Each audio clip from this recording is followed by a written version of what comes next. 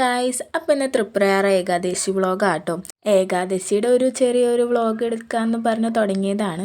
Last ഇതൊരു fooding video മാത്രമായിട്ട് പോയിട്ടുണ്ടായിരുന്നു. നമ്മളവിടെ എത്തിയപ്പോൾ തൊട്ടേ ഇതേ ഫുഡടി സ്റ്റാർട്ട് ചെയ്തിട്ടുണ്ടായിരുന്നു. പിന്നെ ഫുള്ള് കാണുന്ന കടയിലൊക്കെ കയറിയിട്ട് ഓരോന്നും ട്രൈ ചെയ്യൽ തന്നെയായിരുന്നു കേട്ടോ.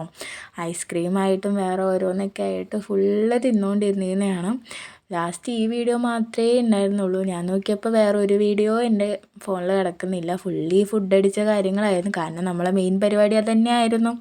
അങ്ങനെ ഞങ്ങൾ എല്ലാ കടയിലും കയറിയിട്ട് എല്ലാം ട്രൈ ചെയ്യണുണ്ടായിരുന്നു.